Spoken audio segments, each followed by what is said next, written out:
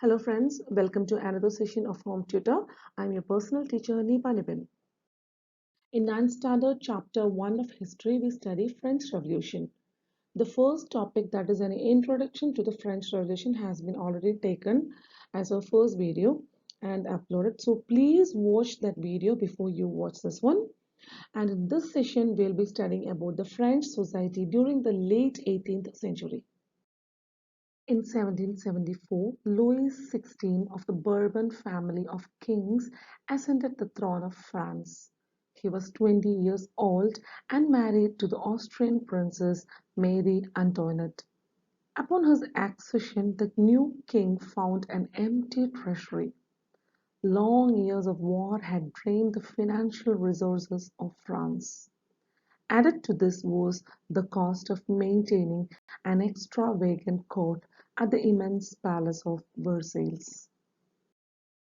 Louis XVI, who was a member of Bourbon dynasty, became the King of France in 1774. He married Prince of Austria, Marie Antoinette, in the age of 20. The kings who ruled France before Louis XVI spent money lavishly. So when he acquired the position, he got an empty treasury. Here, accession means acquisition of a position or power. Usually when king get into his throne, we says it is an accession. Then the meaning of treasury is revenue of the state. So when we say about the treasury, there was not a penny to take for Louis XVI when he accessed the throne of France. Long years of war and extravagant life of the court members in the palace of Versailles led to the drainage of resources in France. Here, extravagant means unlimited spending money or spending something lavishly. Okay, under Louis XVI, France was exactly a place where he had to start from the very beginning. Under Louis XVI, France helped the 13 American colonies to gain their independence from the common enemy, Britain. The war added more than $1 billion to a debt that had already risen to more than $2 billion. Lenders who gave the state credit now began to charge 10% interest on loans. So the French government was obliged to spend an increasing percentage of its budget on interest payments alone to meet its regular expenses such as the cost of maintaining an army, the court, running government offices or universities. The state was forced to increase taxes. Yet even this measure would not have sufficed. Under Louis XVI, France helped to fight war against British and released 13 colonies in America that was under British control. We already know that France is in debt and lended huge money from lenders. This situation again led France to deep financial circumstances. The war led to the rising up of debt to more than 2 billion livres. So what is livre? Livre is a currency in France that has been used between 781 to 1794. The lenders who lended money to the state started to levy a tax of 10% on the lended money by the France government. This is because the France government is unable to pay back the lended money to the lenders. So they have levied 10% of tax to the France. So the government was compelled to pay interest from the budget. What is budget? Budget is an estimated sum of money for a period of time. For example, if we have seen that our state government announces 5-year budget or 1-year budget. This is for that the state government is declaring a particular amount or a sum of money will be used for a particular period of time. In order to meet the regular expenses of court, army, government institutions, they have to levy more tax on people.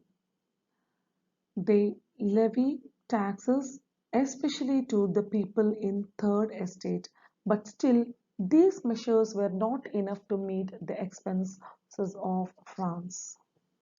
French society in the 18th century was divided into three estates, and only members of the third estate paid taxes. The Society of Estates was part of a feudal system that dated back to the Middle Ages. The term old regime is usually used to describe the society and institutions of France before 1789. In the 18th century, French society was divided into three estates, and only the member of third estate was asked to pay tax. From the Middle Ages onwards, the estate division of society was under or a part of feudal system. You know what is feudal system? Of a society with utmost power or high classes. These people belong to feudals. Before 1789, these societies in France were known in the name or term Old Regime. Okay, now let's have a look at figure 2. A society of estates. Note that within the third estate, some were rich and others poor. So here we can see that the France society was divided into three estates. The different classes of people were arranged in different estates. The first estate or the first class, which is the topmost or highest class, is the clergies. Clergies are people or members of Christian church, the people who participate in the functioning of church, like priests, higher officials who are in charge of the church, etc. Then the second estate was dealt with the nobility. Nobility means the people of high class like king, queen, monarchs, dukes, etc. So the members of royal family, aristocrats, etc., feudal lords, etc., become a part of second estate, that is nobility. Then coming to the third estate, you can see it is again divided into three three type of classes or three type of people. First one is big businessmen, merchants, court officials, lawyers, etc. The second one deals with peasants and artisans. Peasants are farmers and artisans are those people who deals with handicraft items. Then finally there comes small peasants, landless laborers and servants. So the French society was that time divided into three estates commonly known as first estate, second estate and third estate. First estate deals with clergies, second estate comprises of nobility and third estate comprises of peasants and artisans. Figure 2 shows how the system of estates in French society was organized. Peasants made up about 90% of the population.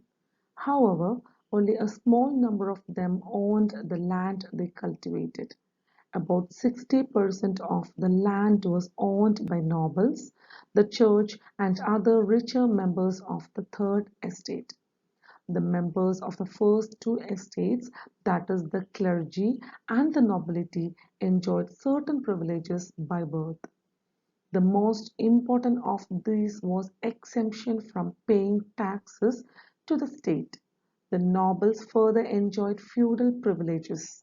These included feudal dues, which they extracted from the peasants. Peasants were obliged to render services to the lord, to work in his house and fields, to serve in the army, or to participate in building roads. So in figure 2, we can classify the estates in French society. About 90% of the population was made up of peasants or farmers, even though a small amount of people owned land they were cultivating. The 60% of land was owned by church, nobles and other rich men in the third estate of society. The clergies and nobles were exempted from paying tax and feudal recoveries. Also, peasants have to give compulsory service in the land and house of the feudal lords, or must serve in the army or in building common roads. The church too extracted its share of taxes called tithes from the peasants. And finally, all members of the third estate had to pay taxes to the state. These included a direct tax called taille and a number of indirect taxes which were levied on articles of everyday consumption like salt or tobacco. The burden of financing activities of the state through taxes was borne by the third estate alone. Then another type of tax levied by church was tithes on the common people. Other than tithes, they have to pay direct tax called taille, indirect tax on consumable goods like salt, tobacco, etc. The third estate population bear all the burden of financial activities of France government. The topic French society during the late 18th century is completed now. I hope that you have enjoyed the session and you have understood also. Please repeatedly watch the videos so that you can easily understand everything. And the continuation should be also there, part 1, part 2, part 3, etc. Otherwise, there will be an issue of understanding the different topics that will be a continuation of the first one. Please don't forget to subscribe and to use the bell icon, and continuation of this chapter will be on next video, that is the struggle to survive and a growing middle class envisages an end to privileges. Please watch, like, share and subscribe the videos. Thank you very much. The link of the other videos that I have done has been given in the description box. Thank you very much. Bye.